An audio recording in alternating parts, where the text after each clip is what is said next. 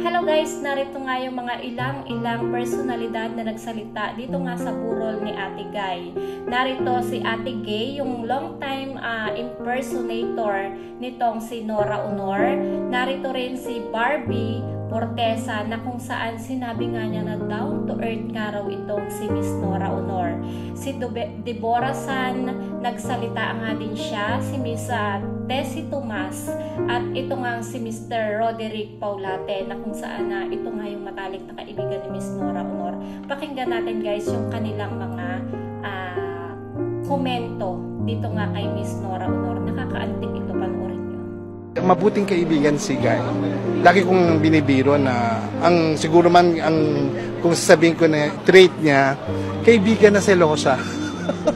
selosa lang siya. But gusto ko maalala na nagkaroon ako ng kaibigan at nakasama ko ang isang if not the greatest, one of the greatest actresses in Philippine cinema. And iba yung pinagdaanan ni Guy. Parang mahirap yung tinahak niya, kumbaga. Parang hindi lahat magagawa yun. So, yun, it's really an honor na nakasama ko siya sa pelikula, since child actor hanggang naging binata ako at naging magkaibigan kami. Kahit papano, no? Although, pinaglayo kami ng for how many years dahil wala kami project na ginawa. And ako naman, medyo naging busy din sa ibang laban. Yung impact sa akin ni Miss Nora Aunor, talaga nagsimula nung kasagsagan niya yung The Superstar Nora Aunor. Pinapanood ko siya talaga sa TV. I'm a big fan of her sa pelikula, yung Ang Himala, di ba? Sobrang ganda nun. At saka yung 3 taong walang Diyos. I admire her for being a natural actress. Hindi na siya kailangang mag-prepare para sa isang eksena. Natural na natural. Ito mo talaga, pagkakaibigay talaga sa puso. Hindi yung fake, hindi siya plastic. Alam niya pangalan ba ganyan? Okay, ganda. Nakakatuwa siya, nakakatuwa siya. Wala maging katulad niya si Ate Guy. Yun ang ano niya na, isa lang siya. Naalala ko, may magka-excel na kami. No talkies, walang salta-salta. Through eye to eye lang niya namin. Mata-mata. Gulat ako, tumutulong lalo ako. Lunes. Batang artista, naging nanay siya sa amin lahat. Lalo na sa experience ko, isang beses ko lang po siyang nakatrabaho sa isang napakagandang pelikula. Sa direksyon ni Derek Abrido. Napakaganda po ng experience namin. First lock-in experience ko, wala pang pandemic. Nag-lock-in kami sa isang bundok sa Iloilo. Tapos, parang hindi ko alam kung anong mood ni Miss Nora noon, pero pinagluto niya kaming lahat ng Bicol Express. Best Bicol Express ever. I will never forget that. Sobrang mamimiss ko yun. Siyempre, more than the Bicol Express, yung pagiging nanay niya talaga sa amin. Napaka-nurturing niya talaga. Napaka-generous niyang aktor. At ang natutunan ko po talaga sa kanya, huwag kalilimutang batiin ang pinakamataas hanggang sa pinakamababang tao sa set. Thank you. Tinuro niya sa inyo.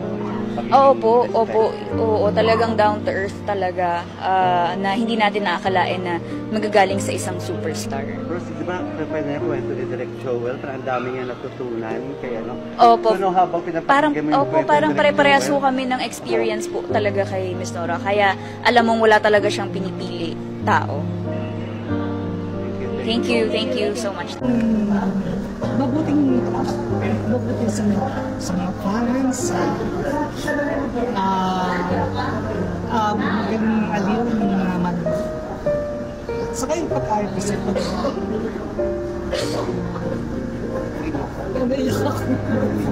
Hindi ko alam. Siyempre, Nora Aunor, ko mula nag-work kasi media, ito pang ako. Napakasalamat ako sa kanya kasi nai-treat ko yung auto dahil sa kanya. Hindi siya madami. Hindi siya ko pinababangalan kahit ano.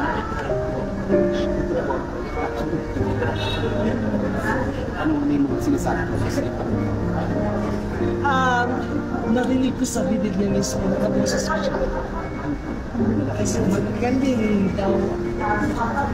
Yun ang narinig ko sa bibig ko. yung time na pinapanood niya. Sila ay ilan lamang sa mga nagpapatunay na isang mabuting tao itong si Ate Guy or itong si Nora Aunor. Sino ba naman ang hindi magmamahal sa isang Nora Aunor?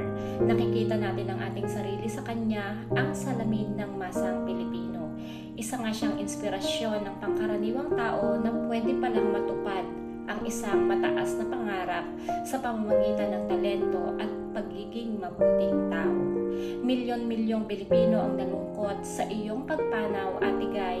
Ang tanging baon na lang namin ay iyong pamanang sining na aming yayakapin at papahalagahan habang kami ay